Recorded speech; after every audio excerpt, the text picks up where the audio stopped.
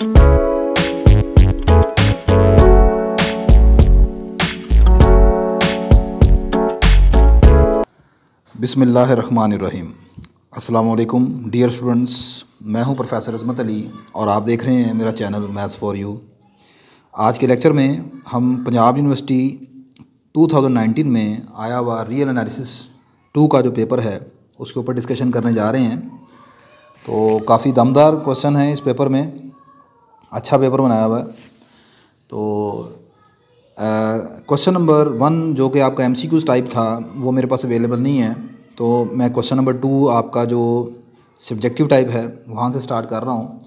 और तरतीब वही रहेगी कि अगर कोई क्वेश्चन ऑलरेडी मेरे लेक्चर्स में अवेलेबल है तो मैं उसका यहाँ पर लिंक आपको डिस्क्रिप्शन बॉक्स में दे दूँगा। आप उस लिंक पर क्लिक करें और वीडियो को देख लीजिएगा ताकि वीडियो के लेंथ को हम कंट्रोल कर सकें। वैसे आज के लेक्चर में काफ़ी ऐसे क्वेश्चन हैं जो यहाँ पर आज की वीडियो में मैं सोल्व करूँगा, तो वीडियो की लेंथ थोड़ी सी इंक्रीज़ कर सकती है, तो बी पेशेंटली आपने इसको समझना है। क्वेश्चन नंबर 2 का फर्स्ट पार्ट आपका कुछ इस तरह था, कहता है लेट एफ जो है वो रिमान स्टेल्जिस इंटीग्रेबल फंक्शन है क्लोज इंटरवल AB के ऊपर। आपने प्रूव करना है कि एफ़ का जो एब्सोल्यूट है वो भी रिमान स्टेल्जिस इंटीग्रेबल फंक्शन होगा on the same interval I। ये मैं ऑलरेडी करवा चुका हूँ, लेक्चर नंबर मेरा 8 है, चैप्टर नंबर 2 है रिमान स्टेल्जिस इंटीग्रल्स। ठीक है, आप उसमें जाकर देख लेंगे या डिस्क्रिप्शन बॉक्स को ओपन करेंगे तो वहाँ पर इस क्वेश्चन का लिंक पड़ा होगा। क्वेश्चन नंबर 2 का second part, this is very important and very interesting question. Test the uniform convergence of integral 1 से infinity exponential -xy sin x। आपने इस इंटीग्रल की यूनिफॉर्म कन्वर्जेंस चेक करनी है। आपने सीरीज़ की uniform convergence, point wise convergence के मतलब तो देखा होगा, इंटीग्रल की यूनिफॉर्म कन्वर्जेंस शायद आपके सामने से नहीं गुजरी होगी। तो इन दिस सेंस ये क्वेश्चन काफ़ी इंटरेस्टिंग है। तो क्वेश्चन ये कहते हैं जी कि मैंने लिखा है given improper integral converges uniformly if the corresponding series n = 1 से इन्फिनिटी, यहाँ 1 से स्टार्ट हो रहा है तो यहाँ पर मैंने भी 1 से स्टार्ट किया, fn(x) कन्वर्जेस यूनिफॉर्मली। ये इंटीग्रल यूनिफॉर्म कन्वर्ज तब करेगा अगर ये सीरीज़ कन्वर्ज करती है। सीरीज़ का कंसेप्ट आप अपने BS मैथमेटिक्स 3rd सेमेस्टर से पढ़ते आ रहे हैं, आपको याद होगा वहाँ पर भी आप कॉची इंटीग्रल टेस्ट वगैरह इस्तेमाल करते थे। आप कहते थे कि एक सीरीज़ कन्वर्ज करती है इफ़ एंड ओनली इफ़ उसका कॉरस्पॉन्डिंग जो इंटीग्रल टेस्ट आप लगाते थे, कॉची इंटीग्रल टेस्ट, आप उसे और वो कुछ शराइत को पूरा करता था फंक्शन आपका। तो जब वो इंटीग्रल कन्वर्ज करता था तो आप कहते थे सीरीज़ कन्वर्ज करती है। तो in the similar way here आपका ये जो इंटीग्रल है यूनिफॉर्मली कन्वर्ज तब करेगा अगर ये इसके ऑपोजिट ये जो सीरीज़ बनी है ये कन्वर्ज करती है। और यहाँ पर fn(x) क्या है, fn(x) जो है वो सीक्वेंस ऑफ फंक्शन है जो कि यहाँ पर मैंने इस तरह लिया है e⁻⁻nx sin x। यहाँ पर y जो है उसको मैंने बदल लिया है n में, ठीक है, और x को वैसे ही ज़्यादा वेरिएबल कंसीडर किया है क्योंकि यहाँ पर आप जो इंटीग्रेशन कर रहे हैं वो x के विद रिस्पेक्ट कर रहे हैं, तो y को चेंज कर लिया मैंने n में, ठीक है। अब ये सीक्वेंस ऑफ फंक्शन मेरे पास बन गया। अब ये मैंने चेक करना है कि अगर ये सीरीज़ जो है वो यूनिफॉर्म कन्वर्ज करती है तो फिर आपका इंटीग्रल यूनिफॉर्म कन्वर्ज करेगा। अब अगली बात, अगर आपने यूनिफॉर्म कन्वर्जेंस के लेक्चर अभी तक नहीं देखे, पॉइंट वाइज कन्वर्जेंस के लेक्चर अभी तक नहीं देखे, तो चैप्टर नंबर 5 मेरा लास्ट चैप्टर है uniform and point wise convergence, आप उसमें जाकर देख सकते हैं। हो सकता है थंबनेल के ऊपर आपको नज़र आ रहा हो चैप्टर नंबर 4, ठीक है, तो वो थोड़ी सी मैं करेक्शन कर लूँगा, आप उसको फ़िलहाल देखेंगे। चैप्टर के नाम से देखिएगा uniform and point wise convergence of sequence and series, तो उसमें आपको ये तमाम कंसेप्ट क्लियर हो जाएंगे। अच्छा, अब सीरीज़ की यूनिफॉर्म कन्वर्जेंस चेक करने के लिए हम यहाँ पर एक टेस्ट का इस्तेमाल करते हैं, that is known as Weierstrass M test, ठीक है। For this we use Weierstrass M test that can be stated. अब विस्टर्स एम टेस्ट की स्टेटमेंट क्या है, एक तो ये चीज़ आपने याद रखनी है कि जब भी आप किसी टेस्ट वगैरह का इस्तेमाल करें, मतलब क्वेश्चन के अंदर, तो आप लाजमन उसकी स्टेटमेंट ज़रूर लिखा करें। ये एक अच्छा इंप्रेशन होता है आपका पेपर चेकर के ऊपर। अब विस्टर्स एम टेस्ट की स्टेटमेंट क्या है वो देखते हैं। ये विस्टर्स एम टेस्ट की स्टेटमेंट है, मैंने लिखा है जी let fn(x) be a sequence of function. ये हमारे पास एक सीक्वेंस ऑफ फंक्शन है एंड n = 1 से infinity fn(x) is a series of real valued function over the close interval AB। और ये इस सीक्वेंस ऑफ फंक्शन से बनने वाली एक सीरीज़ है। Then this series will converge uniformly over close interval AB if there exist a convergent series 1 से infinity mn। और mn क्या है, ये वाली सीरीज़ कौन सी है, ये सीरीज़ है पॉजिटिव रियल नंबर्स की। ये जो सीरीज़ है ये सीरीज़ ऑफ फंक्शन है, ये सीरीज़ ऑफ रियल नंबर है। कहता है ये सीरीज़ जो है वो यूनिफॉर्मली कन्वर्ज करेगी आपको अगर एक positive real number mn series मिले और वो कन्वर्जेंट हो सच डैट। और दूसरी बात ये है कि ये जो एफ एन एक्स है ना, ये एम एन से बाउंडेड हो, यानी एफ एन एक्स की हर टर्म एम एन से क्या होनी चाहिए, छोटी या ज़्यादा से ज़्यादा उसके बराबर होनी चाहिए। तो ऐसी सूरत में आपकी ये जो ओरिजिनल सीरीज़ है ये कन्वर्ज करेगी। दोबारा देखें, आपको एक तरफ पड़ी है सीरीज़ जो इसको हमने टेस्ट करना है, ये है सीरीज़ ऑफ फंक्शंस। दूसरी तरफ हमें मिलेगी एक सीरीज़ ऑफ रियल नंबर्स, और सीरीज़ ऑफ रियल नंबर जो हमें मिलनी चाहिए वो कन्वर्जेंट होना चाहिए, और कन्वर्जेंट होने के साथ साथ ऐसा होना चाहिए कि ये सीरीज़ बड़ी होनी चाहिए, ये सीरीज़ ओरिजिनल सीरीज़ हमारी छोटी होनी चाहिए। ठीक है, अब मैंने जैसा कि लेट किया था कि एफ एन एक्स जो है वो मेरे पास है ई की power minus n x sine x. We check the uniform convergence, हमने इस सीरीज़ की यूनिफॉर्म कन्वर्जेंस चेक करनी है। एज आप देखें यहाँ पर कि ये जो है ई की power minus n x sine n x, यानी इसकी जो एन एस टर्म है ये हमेशा ई की पावर माइनस एन एक्स से छोटी हो या ज़्यादा से ज़्यादा बराबर होगी। कैसे इससे छोटी या बराबर होगी वो देखें कि आप जानते हैं कि साइन एक्स जो है वो एक बाउंडेड फंक्शन है, और साइन एक्स का आंसर जो है वो इन टर्म ऑफ एब्सोलूट वो कभी भी 1 से नहीं बड़ा हो सकता, ऐसे ही है। तो अब अगर इसको मैं दोनों तरफ ई की power minus x n x से मल्टीप्लाई करवा दूँ तो minus n x into sine x absolute, तो ये किससे छोटा आ जाएगा, ई की पावर माइनस एन एक्स से। और जिस नंबर से मैंने मल्टीप्लाई करवाया ई की पावर माइनस एन एक्स से, ये एक पॉजिटिव नंबर है हर एक्स के लिए। एक्सपोनेंशियल फंक्शन जो होता है हमेशा पॉजिटिव होता है। ठीक है, तो ये जब पॉजिटिव नंबर से मल्टीप्लाई करेंगे तो साइन ऑफ इनक्वालिटी चेंज नहीं होगा, तो लिहाजा ये जो सारी नंबर है सारा नंबर इस नंबर से क्या हो गया, छोटा हो गया। एंड दी सीरीज़, और अगली बात ये कि ये जो राइट साइड पर हमें सीरीज़ मिली है अब ये ई की पावर माइनस एन एक्स, ये कौन सी सीरीज़ है, is a convergent geometric series with common ratio e की पावर माइनस एक्स। ये कन्वर्जेंट ज्योमेट्रिक सीरीज़ है। कैसे कन्वर्जेंट ज्योमेट्रिक सीरीज़ है, इसको अगर आप ओपन करें, एन की जगह 1 वेरी करें, ये एक्स की वैल्यूज़ नहीं है, यहाँ पर 1 से इन्फिनिटी एन की वैल्यूज़ हैं।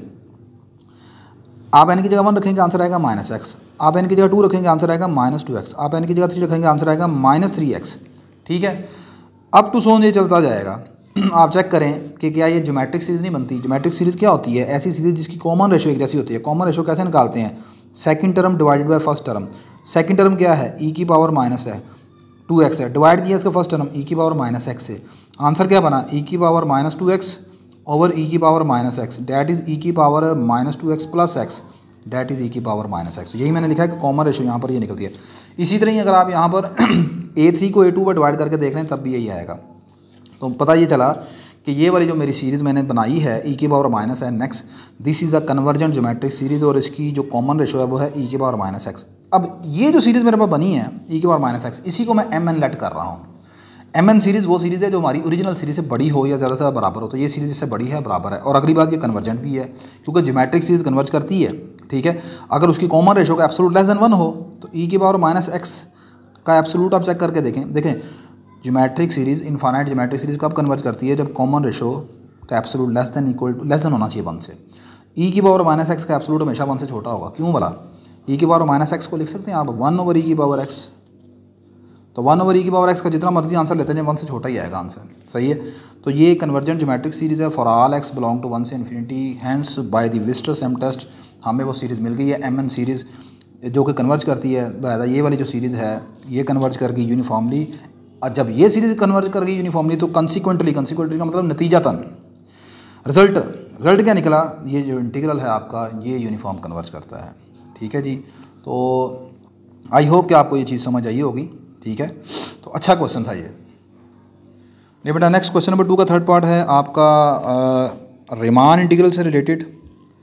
ये क्वेश्चन बेशक आपने पढ़ा होगा लेकिन एज अ क्वेश्चन शायद आपने ना इसको देखा हो, ये रिजल्ट वगैरह आपने देखे होंगे। क्वेश्चन ये है, कहते हैं let f be are real valued bounded function over the close interval A b, show that the upper and lower Riemann integrals are bounded on close interval I. आपका f जो है वो रियल वैल्यूड बाउंडेड फंक्शन है। अगर f bounded है, दूसरे अल्फाज में वो कहता है कि अगर f बाउंडेड फंक्शन है इस क्लोज इंटरवल ए बी के ऊपर, तो आपने प्रूफ करना है कि इनके अपर और लोअर रिमान इंटीग्रल जो f के निकलेंगे वो भी बाउंडेड होंगे। ये मुख्तसर सी बात है। गिवन f बिलोंग करता है बी ए बी से, B A B mean set of all bounded functions. ये बात गिवन है कि f बाउंडेड फंक्शन है। p मैंने एक पार्टीशन मान ली है इस क्लोज इंटरवल ए बी की, लेट कर लिया डेल्टा एक्स के बराबर है एक्स के माइनस 1। ये तमाम वो नोटेशंस हैं जो कि आप शुरू में पढ़ते हैं रिमान इंटीग्रल के मतलब। एम के जो है वो मैंने सुप्रीमम मान लिया फंक्शन एफ ऑफ एक्स का over the kth interval x के -1 से एक्स के। स्मॉल एम के जो है वो इस एफ का इन्फीमम मान लिया। देन आप जानते हैं कि अपर रिमान सम का फार्मूला होता है उसे यूपीएफ से यहाँ पर डिनोट कर रहा हूँ। के इज इक्वल टू 1 से N M k delta x के, एंड लोअर रिमान सम का फार्मूला होता है के इज इक्वल टू 1 से n small m k delta x k are called upper and lower Riemann sum of f corresponding to partition P respectively. ये तमाम यहाँ पर बेसिक चीज़ें हैं जो आपने सपोजिशन करनी है वो है, अभी तक तो सिर्फ यही है। फर्दर मैंने लेट कर लिया कि small m and capital M are the infimum and the supremum of the function over the close interval A B, और इस पूरे क्लोज इंटरवल ए बी के ऊपर ये स्मॉल एम और कैपिटल एम जो है वो पूरे फंक्शन एफ के सुप्रीमम और इन्फीमम है। पीछे जो मैंने स्मॉल एम के और कैपिटल एम के माने थे वो एम के था, वो केथ इंटरवल के ऊपर सुप्रीमम और इन्फीमम है, यहाँ पर के नहीं लिखा नीचे। देन आप ये जानते हैं चीज़ रियल एनालिसिस 1 से, आपका इंटरवल जितना बड़ा होगा उतना इन्फीमम छोटा होगा। ये क्लोज इंटरवल ए बी है, दूसरी तरफ केथ इंटरवल था, तो केथ इंटरवल जो था वो सब पार्ट था। देखें एक तरफ था आपका केथ इंटरवल एक्स के -1 से लेकर x k, this is the kth interval of close interval A B. ऐसे ही है, आपका इंटरवल जितना बड़ा होगा उसके ऊपर आप इन्फीमम निकालेंगे वो उतना आंसर छोटा देगा। मतलब बड़े इंटरवल पर निकाला गया इन्फीमम ये स्मॉल एम ये छोटा होगा, छोटे इंटरवल पर निकालेंगे इन्फीमम से, तो स्मॉल एम के कौन है इन्फीमम है केथ इंटरवल पर, तो छोटा इंटरवल है इसके ऊपर इन्फीमम निकालोगे उसका जवाब बड़े वाले से बड़ा आएगा। अब इन्फीमम हमेशा सुप्रीमम से छोटा होता है, तो स्मॉल एम के छोटा आ गया कैपिटल एम के से। फिर अगली बात, बड़े इंटरवल पर निकाला आपने सुप्रीमम, तो वो सुप्रीमम इस केथ इंटरवल के सुप्रीमम से बड़ा आएगा क्योंकि फंक्शन भी आपका बाउंडेड है यहाँ पर, तो लेस देन इक्वल टू आ जाएगा एम। अब दोनों तरफ मैंने डेल्टा एक्स के से मल्टीप्लाई करवा दिया, और डेल्टा एक्स क्या है लेंथ ऑफ द इंटरवल है, और वो लेंथ कभी नेगेटिव नहीं होती, इसलिए साइन ऑफ इनक्वालिटी पर कोई फ़र्क नहीं पड़ेगा। तो पहली चीज़ आ गई एम इंटू डेल्टा एक्स के, यहाँ पर आ गया एम के इंटू डेल्टा एक्स के, ये भी एज इट इज़ ये भी as it is. Now taking summation on both side, every side पर समीशन आपने ले लिया, के इज इक्वल टू 1 से n delta x k less than equal to, यहाँ पर इसके ऊपर भी ले लिया एम के डेल्टा एक्स के, यहाँ पर भी अप्लाई कर दिया, ये आ गया, और इसके इंटरवल के ऊपर आपने अप्लाई कर दिया। हाँ, अब अगली बात, जिन टर्म्स में के है वो समीशन के अंदर रहेंगी, जिन टर्म में के नहीं है वो बाहर आ जाएंगी। तो इसमें के नहीं था, ये स्मॉल एम बाहर आ गया इधर, और इसी तरह आखिरी में के नहीं है वो बाहर आ गया, दरमियान वाली टर्मों में के है ये वैसे ही आ गया। अब अगली चीज़, ये समीशन डेल्टा एक्स के बराबर होता है बी माइनस ए के, ठीक है। आई होप कि आपको ये पता होगा ये कैसे बराबर होता है, नहीं पता तो मैं बता देता हूँ आपको।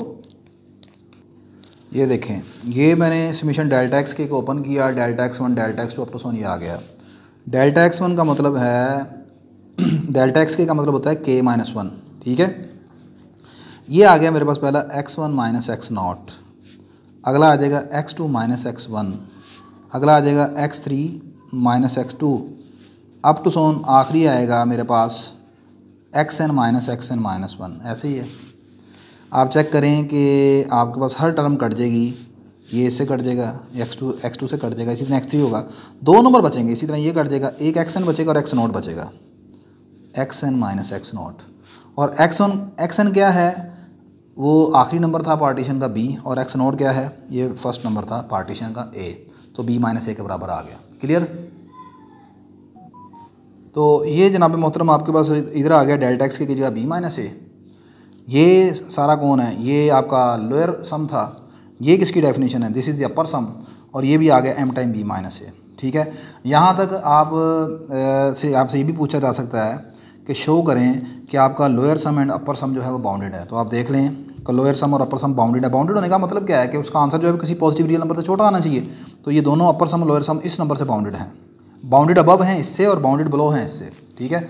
लेकिन उसने कहा है कि आपने प्रूफ करना है कि अपर और लोअर रिमान इंटीग्रल जो है वो भी बाउंडेड हैं। नेक्स्ट वी डिफाइन, आप जानते हैं यहाँ पर अपर रिमान इंटीग्रल को डिफाइन करते हैं इस तरह, ए से बी के ऊपर बार लगाते हैं, यहाँ बार नहीं है नीचे। Upper Riemann integral is infimum of upper Riemann sum, ऐसे ही है ना, अगर इधर अपर रिमान है तो फिर इधर अपर सम का लिखते हैं आप, ये इन्फीमम होता है इसका। अब ये तमाम चीज़ें आप पढ़ चुके होंगे, ठीक है। अच्छा, अब अगली बात, bye definition of infimum, infimum ये इस सेट का इन्फीमम ये सारा है, ठीक है। तो इन्फीमम ये कहता है कि ये जो है इन्फीमम ऐसा नंबर है जो सेट के हर नंबर से छोटा होगा। नहीं समझे बात को, मिसाल के तौर पर मैं कहता हूँ ए में नंबर ये हैं 1 2 3 अप टू 10 तक, आपको कहा जाता है कि ए का इन्फीमम बता दें, आप कहते हैं जी इन्फीमम ऑफ ए जो है वो यहाँ पर 1 के बराबर है। ऐसे ही है, अगर मैं कहूँ कि ए के जो तमाम नंबर हैं वो उनका नाम हमने x रख लिया है, ठीक है, तो मैं कह सकता हूँ कि इन्फीमम ऐसा नंबर है जो x के तमाम नंबरों से छोटा या ज़्यादा बराबर है, कह सकते हैं ना कि 1 is less than equal to x। तो यही है भाई, इस सेट का इन्फीमम जो है वो इससे डिनोट किया गया है, ठीक है। तो फिर ये क्या होगा, इस सेट के हर नंबर से छोटा होगा ना, तो इस सेट के नंबर किस तरह के हैं, UPF, तो ये इससे छोटा या ज़्यादा बराबर होगा। तो आपका अपर रिमान इंटीग्रल जो है वो छोटा हो गया अपर रिमान सम से, इसे 2 कह देते हैं। इसी तरह मैं आगे डेफिनेशन लिखूंगा लोअर रिमान इंटीग्रल की, और वो है सुप्रीमम। और सुप्रीमम में फिर यहाँ से आपको मैं कहता हूँ जैसे अभी कि इसका सुप्रीमम मुझे यहाँ पर निकाल के दिखा दें, आप कहेंगे सुप्रीमम है 10 के बराबर।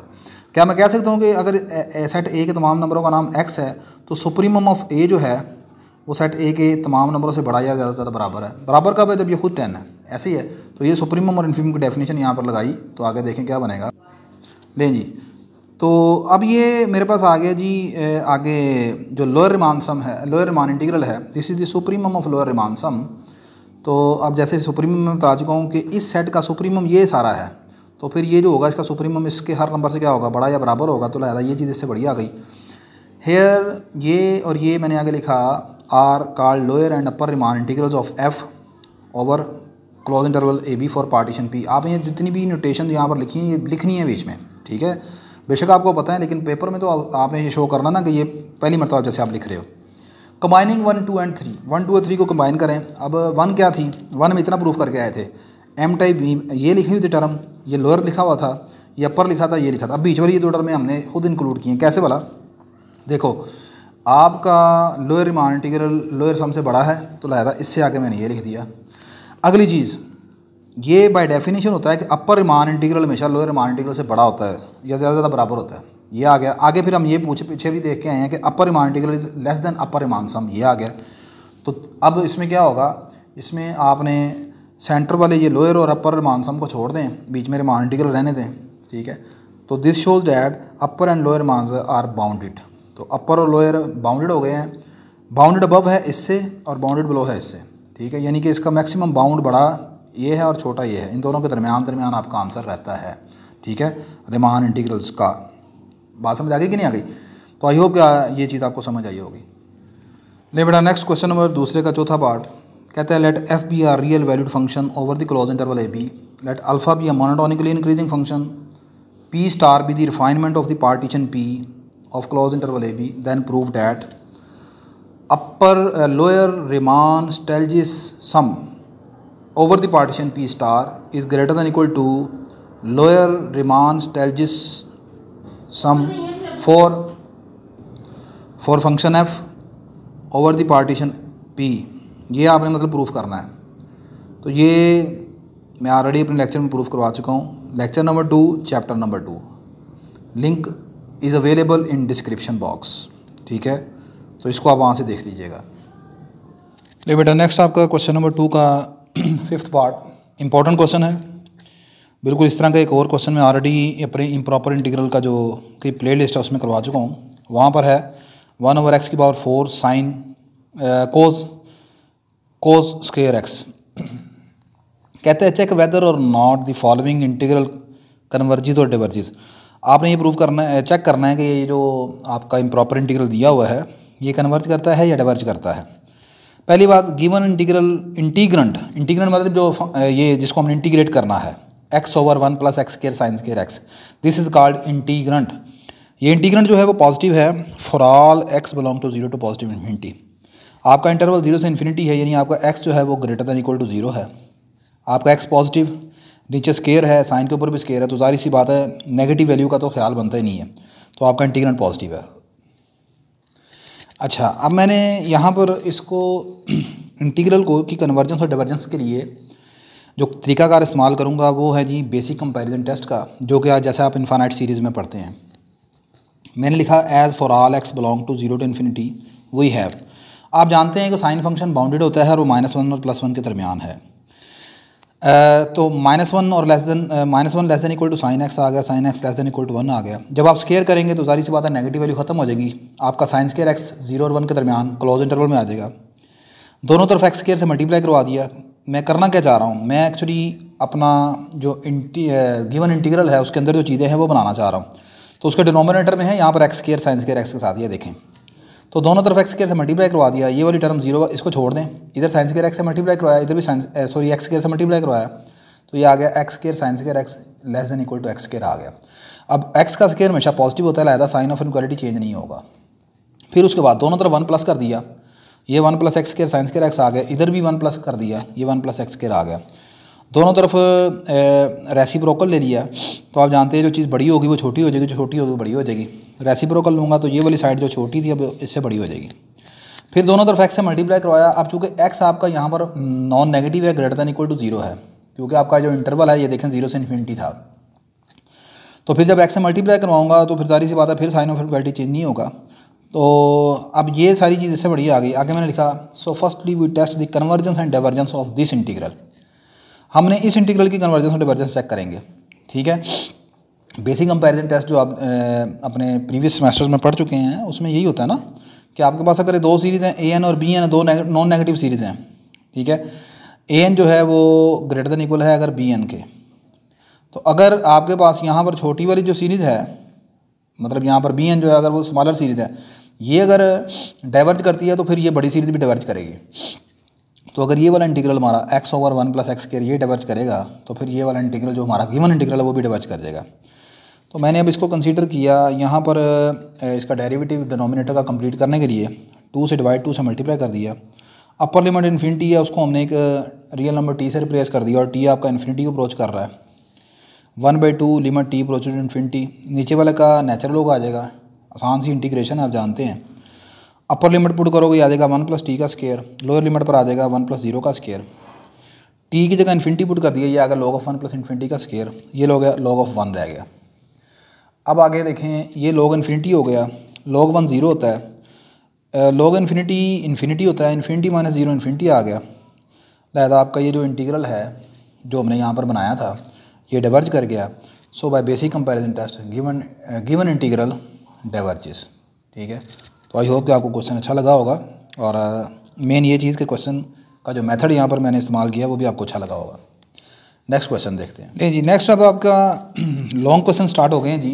तो question number 3, mean value theorem, ये स्टेटमेंट आपको लिखी दी हुई है। तो actually this is the mean value theorem for integral और sometime also called first mean value theorem. Actually आपका यहाँ पर जिस तरह डिफरेंशिएशन में फर्स्ट मीन वैल्यू थ्योरम है, फिर जनरलाइज मीन वैल्यू थ्योरम होता है, इस तरह यहाँ पर भी इंटीग्रल के लिए भी दो तरह के मीन वैल्यू थ्योरम होते हैं। तो सम टाइम इसको फर्स्ट मीन वैल्यू थ्योरम भी लिखा जाता है। स्टेटमेंट क्या है, उसने स्टेटमेंट लिख के दी हुई है, आपको आपने सिर्फ प्रूफ करना है, ठीक है। ये मैंने वैसे आपको बताने के लिए लिखा है कि मीन वैल्यू थ्योरम है, ये नहीं कहा उसने कि state and prove mean value theorem. Statement दी हुई है उसने, कहता है कि लेट एफ आपका एक फंक्शन है क्लोज इंटरवल a b से r की तरफ be a continuous function, show that आपने प्रूफ करना है कि इस ओपन इंटरवल में एक c मिलेगा सच डैट कि एफ ऑफ c जो है वो 1/b - a से b integral f of x dx के बराबर होगा। एक्चुअली जब आप किसी इंटीग्रल को उसके ये b - a से डिवाइड करते हैं तो ये जो आंसर निकलता है this is the average value of the function. जिस तरह आप देखते हैं ना, आपने अगर स्टैटिस्टिक्स पढ़ी है या मीन निकालते हैं, अर्थमेटिक मीन वगैरह, तो मीन जो है वो पूरे डाटा का सेंट्रल नंबर होता है। इसी तरह ही ये आपके पास जब इंटीग्रल कैलकुलेट करते हैं तो इंटीग्रल क्या होता है, एरिया अंडर द कर्व। तो उस एरिया अंडर द कर्व में आपके पास फंक्शन जो आपका एफ है उसकी जो मीन वैल्यू बनती है, कहीं पर फंक्शन देखें ना मैक्सिमम वैल्यू दे रहा है, कहीं पर मिनिमम दे रहा है, तो जो मीन वैल्यू निकलेगी that is calculated as by this formula. आगे कहता है is this still true for Riemann integrable function, कहता है क्या ये जो मीन वैल्यू थ्योरम है ये रिमान इंटीग्रेबल फंक्शन के लिए भी दुरुस्त होगा हमेशा। तो देखते हैं सबसे पहले इसका प्रूफ। मैंने लिखा since F is continuous over close interval, ये बात गिवन है कि आपका फंक्शन जो है वो क्लोज इंटरवल के ऊपर कंटिन्यूअस है। तो अब अगली बात याद रखिएगा, ये कैलकुलस का रिजल्ट है, आपने पढ़ा होगा। अगर कोई फंक्शन किसी क्लोज इंटरवल के ऊपर कंटिन्यूस हो तो वो एफ जो होगा वो उसके ऊपर बाउंडेड होगा and attain its maximum value, उसे मैंने कैपिटल एम कह दिया, and minimum value small M कह दिया इन दिस क्लोज इंटरवल। नहीं समझे बात को, देखें मैं आपको समझाने के लिए एक आसान सा ग्राफ लेता हूँ y is equal to x square का। This is graph of y is equal to x square और x की वैल्यू जो है वो यहाँ से 0 से लेकर मिसाल के तौर पर 2 के दरमियान है, यानी यहाँ पर x 0 है, यहाँ पर x 2 है। अब x इज़ इक्वल टू 2 जब होगा तो ये वाला पॉइंट होगा 2 और 4, और जब x 0 होगा तो y भी क्या होगा, 0 होगा। तो आप देखें ये जो इंटरवल 0 से 2 है ये क्लोज इंटरवल है, इसके ऊपर आपका फंक्शन बाउंडेड है। बाउंडेड का मतलब क्या होता है कि इसका मैक्सिमम आंसर किसी पॉजिटिव रियल नंबर m से छोटा होगा। तो आप देख लें इसका मैक्सिमम आंसर 4 है, ठीक है। अब इसी इंटरवल में मैंने कहा कि इस इंटरवल में जब आपका फंक्शन बाउंडेड है, क्लोज्ड है, तो इसकी मिनिमम वैल्यू भी निकलेगी, मैक्सिमम वैल्यू भी निकलेगी। इसकी मिनिमम वैल्यू ये है जिसको यहाँ पर हम कहेंगे m इज़ इक्वल टू 0, और इसकी मैक्सिमम वैल्यू है कैपिटल M जो कि यहाँ पर 4 के बराबर है। ये मतलब है। फर्दर f जो है वो RAB से बिलोंग करेगा। ये RAB का मतलब क्या है? f जो है वो रिमान इंटीग्रेबल फंक्शन होगा। भाई वो क्यों बोला? आप जानते हैं कि ऐसा फंक्शन जो बाउंडेड हो, ठीक है, कंटिन्यूअस हो क्लोज इंटरवल पर, हमेशा रिमान इंटीग्रेबल फंक्शन होता है। लिहाजा यहाँ पर f जो है वो रिमान इंटीग्रेबल फंक्शन भी हो गया।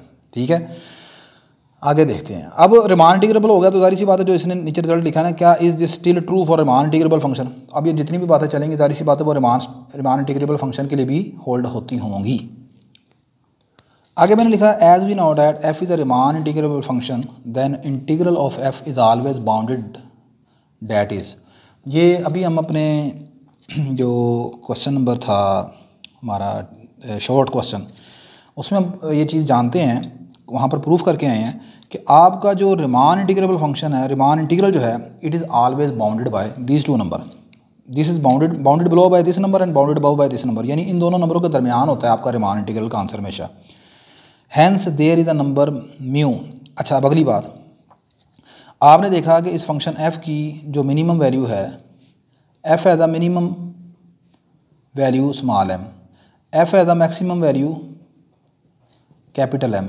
ठीक है, आपको यहाँ पर इस m और कैपिटल M, इसकी मिनिमम और मैक्सिमम के दरमियान एक नंबर म्यू मिलेगा आपको, ऐसा सच डैट कि इस इंटीग्रल का जो आंसर आएगा ना वो म्यू टाइम b माइनस ए के बराबर होगा। वो कैसे वाला? देखो, म्यू उनके दोनों के दरमियान है, तो आपका इसका मतलब m जो है वो म्यू से छोटा और म्यू छोटा होगा कैपिटल M से। ऐसे ही है, हर तरफ मैं b माइनस ए से मल्टीप्लाई करवाता हूँ, ये बन जाएगा b minus a into M less than b minus a into mu less than b minus a into capital M। ठीक होगी बात? ये इसका मतलब ये है कि ये वाला जो नंबर है ये आपके पास इससे छोटा है और इससे बड़ा है। अब इसी तरह ही यहाँ पर इन दोनों नंबरों के दरमियान आपका इंटीग्रल है, आपका जो इंटीग्रल है इन दोनों के दरमियान है, और इधर इन दोनों के दरमियान ये वाला नंबर पड़ा हुआ है। ठीक है, अब कोई ना कोई ऐसा नंबर होगा, जाहिर सी बात इसकी कोई ना कोई वैल्यू तो होगी ना, ये डेफिनेट इंटीग्रल है ना आपका, तो उस वो जो वैल्यू है ना वो ये है असल में म्यू टाइम b माइनस ए के बराबर। बात समझ आ गई कि नहीं आ गई? अच्छा, अब अगली चीज़, ये जो वैल्यू है किसकी निकली है? इस इंटीग्रल के बारे से निकली है। अब अगली बात ज़रा गौर से सुनिएगा।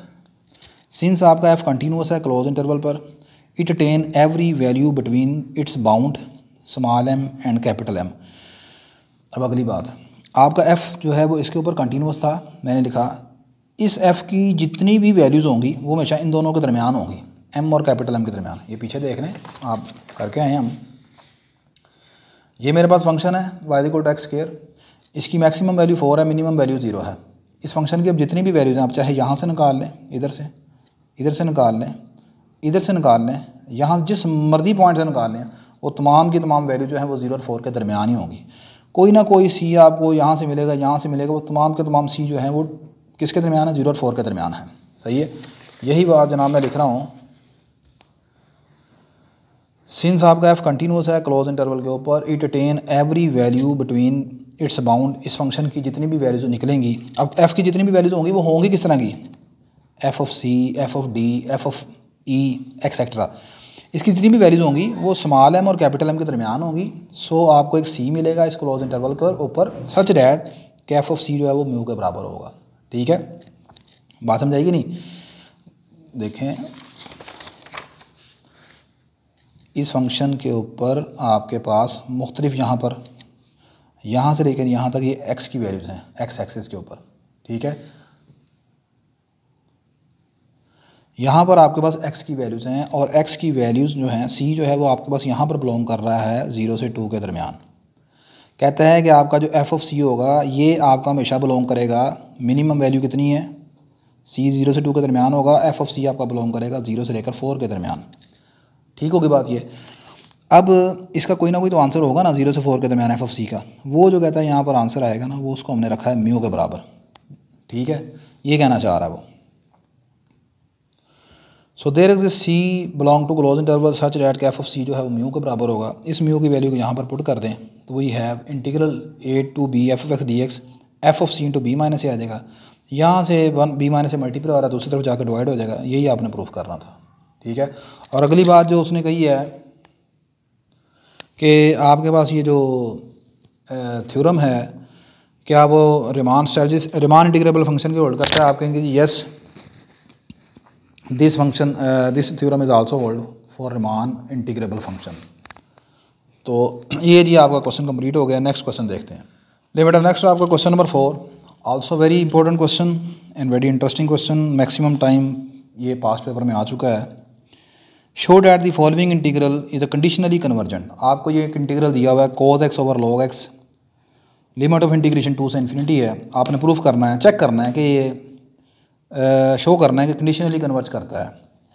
मैंने लिखा as we know that an improper integral A to infinity F x D X is called conditionally convergent if it absolutely divergent but without absolute it is convergent. सबसे पहले तो ये डेफिनेशन हो गई कंडीशनली कन्वर्जेंट की। एक infinite integral को आप कंडीशनली कन्वर्जेंट कहते हैं अगर वो इंटीग्रल एब्सोल्युटली डिवर्ज करे बट विदाउट एब्सोल्यूट वो कन्वर्ज करे। अब एब्सोल्युटली डिवर्ज कब करता है? When the integral absolutely diverge. Absolutely diverge कब करेगा? जब आप यहाँ पर फंक्शन के ऊपर यहाँ पर एफ ऑफ एक्स एब्सोल्यूट लें तो देन इट कन्वर्जेस। अगर ये इस तरह है तो हम कहते हैं इंटीग्रल आपका एब्सोल्युटली कन्वर्ज कर गया।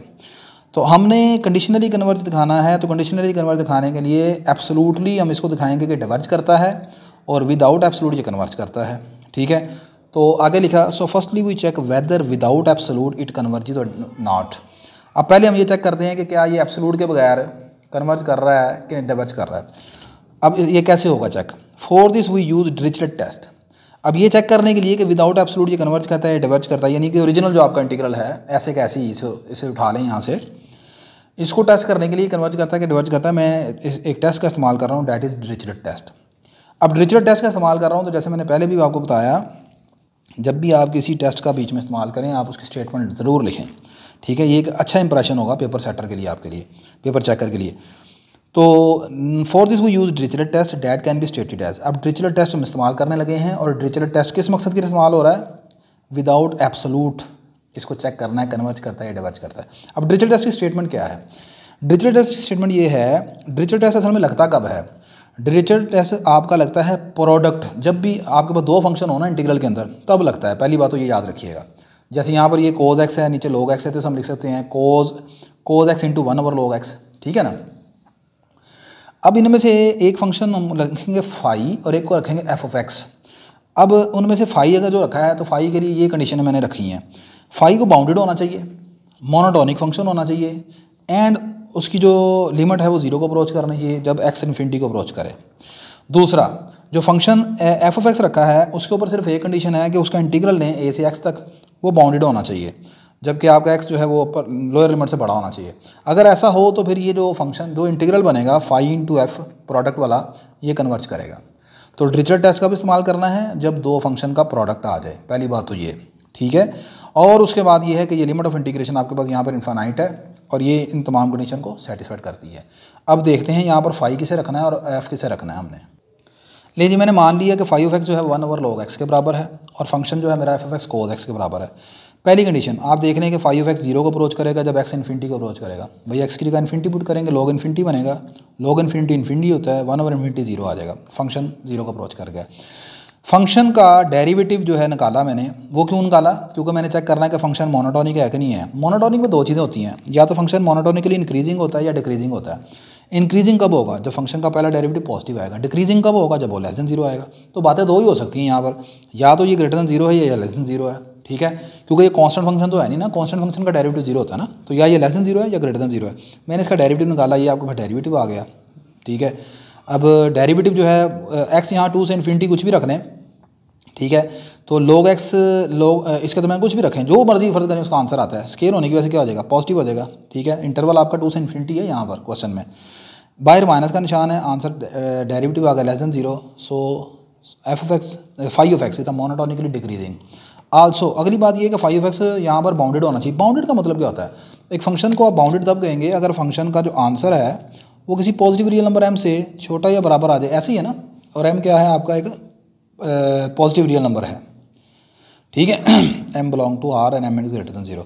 आप चेक करें 2 से इन्फिनिटी, कैलकुलेटर आपके हाथ में है, आप log ऑफ एक्स में यहाँ से कुछ भी नंबर रख के पुट कर लें 2 से इन्फिनिटी पर, आपके फंक्शन का आंसर 4 से हमेशा छोटा आएगा।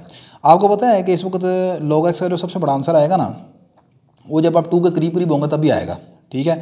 तो यहाँ पर आप ये चाहे ना लिखें लेस दैन 4, अपनी तसल्ली के लिए मैंने आपको तसल्ली के लिए लिखा है कि ये फंक्शन का आंसर लेस दैन 4 है, लिहाजा ये 4 से बाउंडेड है। आपकी पहली कंडीशन डिजिटल टेस्ट की पूरी हो गई है। फाई के मतलब 3 कंडीशनें थी। फाई खुद बाउंडेड होना चाहिए, फाई की लिमिट 0 को अप्रोच करनी चाहिए, फाई जो है वो मोनोटोनिक होना चाहिए। अब आगे मैंने रखा फंक्शन एफ ऑफ एक्स है यहाँ पर कोज एक्स के बराबर। तो कोज एक्स की इंटीग्रेशन करनी है, इंटरवल लेना है 2 से कैपिटल एक्स तक। Upper limit variable, lower limit आपकी जो क्वेश्चन जहाँ से शुरू हो रहा है। कोज एक्स की जगह इंटीग्रेशन की साइन एक्स आ गया, अपर लिमिट पुट की साइन एक्स माइनस साइन 2 आ गया। यहाँ पर एब्सोल्यूट की प्रॉपर्टी लगाई, आप जानते हैं a माइनस बी का एब्सोल्यूट हो या a प्लस बी का एब्सोल्यूट हो, this is always less than equal to a absolute plus b absolute. तो by using this property this will become sine x का एब्सोल्यूट प्लस साइन 2 का absolute. Sine function bounded है, इसका answer कभी भी 1 से बड़ा नहीं हो सकता। तो ये भी 1 से छोटा, ये साइन 2 ये भी 1 से छोटा ही है, ठीक है। तो 1 + 1 2, मैक्सिमम इसका आंसर 2 या 2 से छोटा होगा, ऐसे ही है। तो इसका मतलब ये इंटीग्रल भी क्या हो गया, बाउंडेड हो गया। आगे मैंने लिखा so by condition of Dirichlet test are satisfied, both condition of Dirichlet test are satisfied, लिहाजा ये जो इंटीग्रल है ये कन्वर्ज कर गया है, ठीक है। लेकिन हमने इसे दिखाना है कि ये कंडीशनली कन्वर्ज करता है। अब कंडीशनली कन्वर्ज कैसे चेक करेंगे, next we will show that it does not converges absolutely. अब अगली अगर तो सिर्फ ये कहता ना ये कन्वर्ज करता है, फिर क्वेश्चन खत्म हो गया था। लेकिन उसने कहा आपने प्रूव करना है कंडीशनली कन्वर्ज करता है। अब कंडीशनली कन्वर्ज दिखाने के लिए आप ये दिखाओगे कि ये एब्सोल्युटली कन्वर्ज नहीं करता। लो जी, अब ये एब्सोल्युटली कन्वर्ज दिखाने के लिए मैंने क्या लिखा, मैंने उस इंटीग्रल के ऊपर ले लिया, फंक्शन के ऊपर एब्सोल्यूट ले लिया। अच्छा, अब मैं ना यहाँ पर ये एक प्रॉपर्टी इस्तेमाल करने लगा हूँ, आपने ये पढ़ी होगी। आप जानते हैं कि अगर मिसाल के तौर पर मेरे पास इंटीग्रल है a से लेकर b f of x into d of x, तो मैं इसको ऐसे तोड़ सकता हूँ a से लेकर c f of x into d of x plus c से लेकर b f of x into d of x, जबकि आपका जो c है वो इन दोनों नंबरों के दरमियान है, ऐसे ही है। अच्छा, अब ये ज़रूरी नहीं कि ये प्रॉपर्टी सिर्फ एक नंबर के लिए है। आप फ़र्ज़ करें कि आपके पास यहाँ पर C1 C2 C3 ये 3 नंबर भी हैं इनके दरमियान, तो आप इस प्रॉपर्टी को तब भी इस्तेमाल कर सकते हैं ना। ऐसे लिख सकते हैं, पहले a से लेकर C1 तक चलेगा f, फिर C1 से लेकर C2 तक आप लिखेंगे, फिर आप लिखोगे C2 से C3 तक, फिर आप लिखेंगे C3 से आखिरी नंबर कौन है, B वाला, ठीक है। तो इस प्रॉपर्टी को आप ऐसे इस्तेमाल कर सकते हैं, क्लियर। लो जी, अब इसी रिज़ल्ट को मैंने इस्तेमाल करना है। मेरे पास नंबर हैं 2 से लेकर इन्फिनिटी तक, मैंने 2 से लेकर इन्फिनिटी तक ऐसे नंबर लेके आने हैं जो इनके दरमियान हो, ठीक है। और वो नंबर ऐसे होने चाहिए कि वो यहाँ पर इंटीग्रल के लिए इंटीग्रल से उन्हें कोई मतलब हेल्प भी मिले उनसे, ठीक है। तो वो नंबर देखें यहाँ पर मैं जो उनसे इन्वॉल्व कर रहा हूँ वो कौन से हैं असल में। लें जी, मैंने सबसे पहले नंबर स्टार्ट किया, नीचे 2 है, ऊपर लिखा 3π/2। अब 3π/2 बड़ा होता है ये 2, ये मैंने लिख दिया। 3π/2 अप्रॉक्सीमेटली 4.71 होता है, कैलकुलेटर आप को पास मौजूद है, तो इसका मतलब पहले 3π/2 तक चले गया, फिर आगे 3π/2 से लेकर 5π/2 तक आ गया, फिर 5π/2 से 7π/2 तक आ गया, नीचे 2n-1π/2, ऊपर 2n+1π/2। हाँ, अब अगली बात सुने, एक तो मैंने ये नंबर लिए हैं सारे π/2 के ऑड मल्टीपल्स, ठीक होगी बात, ये π/2 के ऑड मल्टीपल लिए हैं। दूसरी बात, एब्सोल्यूट सिर्फ यहाँ से ख़त्म होकर कोज एक्स के ऊपर आ गया, लॉग एक्स के ऊपर नहीं आया, सही है। उसकी वजह सुने, अब यहाँ पर बड़ी इंटरेस्टिंग चीज़ें हैं। लॉग एक्स के ऊपर एब्सोल्यूट असल में लगाते कब हैं, अगर आप इस इंटरवल के दरमियान कोई भी वैल्यू उठाएं, चेक करके देखें 2 से लेकर 3π/2 तक लॉग होता ही पॉजिटिव है, ठीक है ना। लॉग के आंसर, लॉग एक्स के आंसर आपको पता है कब नेगेटिव होते हैं, लॉग एक्स के आंसर होते हैं, लॉग एक्स का ग्राफ बनता है ऐसे, ये आएगा ऐसे चलेगा, ठीक है। तो log 1 जो होता है ना, log 1, यहाँ पर x की वैल्यू अगर 1 हो तो फिर log आता है 0, यानी 0 से लेकर 1 के दरमियान ना इन तमाम पोर्शन में log होता है नेगेटिव। लेकिन आपका x स्टार्ट हो रहा है 2 से, इसका मतलब यहाँ पर अगर x = 2 है ना, तो आपका ग्राफ यहाँ से स्टार्ट हुआ है log x का। क्लियर होगी बात कि नहीं। तो अब यहाँ से जब ये स्टार्ट होगा ना जनाब मोहतरम, तो इसका मतलब नीचे वाला log कभी भी नेगेटिव आंसर नहीं देगा। मुख्तसर सी बात है, कैलकुलेटर आपके पास मौजूद है, आप 2 से लेकर 3π/2 तक यानी 2 से लेकर 4.71 के दरमियान कोई भी नंबर नीचे पुट करके देख लें, log आंसर आपको हमेशा पॉजिटिव देगा, ठीक है। कोज के आंसर नेगेटिव आएंगे, कोज एक्स का आंसर 3π/2 पर नेगेटिव भी होता है, पॉजिटिव भी होता है, 5π/2 पर इसी तरह। अब वो कैसे भला चेक करें हाँ ज़रा, अब आपने बात को ज़रा गौर से समझना है। 2 से लेकर 3π/2 मैंने जब इंटीग्रल लिखा, मैंने cos x के ऊपर एब्सोल्यूट लगा दिया, log x के ऊपर हटा दिया। log x का तो पता चल गया, 3π/2 के ऊपर एब्सोल्यूट लगाने की वजह क्या है, चेक करो ज़रा। आप मुझे बताएं कि 3π/2 का एंगल बनता कहाँ पर है। 3π/2 था 270, ये 3π/2 है। इससे पीछे है इधर थर्ड क्वाड्रेंट, इससे पीछे है फोर्थ क्वाड्रेंट, आगे है फोर्थ क्वाड्रेंट, ऐसे ही है। मैं आपको कहता हूँ 3π/2 से बिल्कुल इसकी लेफ्ट लिमिट पर आएँ तो यहाँ पर बनता है थर्ड क्वाड्रेंट। थर्ड क्वाड्रेंट में कोस क्या होता है, कोस होता है नेगेटिव। अगर आप 3/2 से थोड़ा सा आगे आते हैं तो आंसर कितना बनता है, चौथा क्वाड्रेंट शुरू होता है। चौथे क्वाड्रेंट में cos x क्या होता है, पॉजिटिव। यानी ये वो नंबर ऐसा है जिसके लेफ्ट और राइट पर जो है cos का आंसर नेगेटिव पॉजिटिव है, दोनों ही है, ठीक है। तो ऐसी सूरत में आपने एब्सोल्यूट फंक्शन पढ़ा हुआ है। x के एब्सोल्यूट को किस तरह डिफाइन करते हैं आप, x के एब्सोल्यूट को कहते हैं कि x का एब्सोल्यूट नेगेटिव x आएगा जब x आपका नेगेटिव होगा, इसका आंसर पॉजिटिव x आएगा अगर आपका x greater than equal to 0 होगा, ऐसी है। तो in the similar here cos x का आंसर जो है वो होगा -cos x के बराबर अगर आपका x 3π/2 से पीछे होगा, यानी तीसरे क्वाड्रेंट में होगा तो cos आपका नेगेटिव हो जाता है यहाँ पर और इसका आंसर हो जाएगा पॉजिटिव अगर आपका x greater than equal to 3π/2 हो, ग्रेटर देन हो 3π/2 पर, ठीक है ना।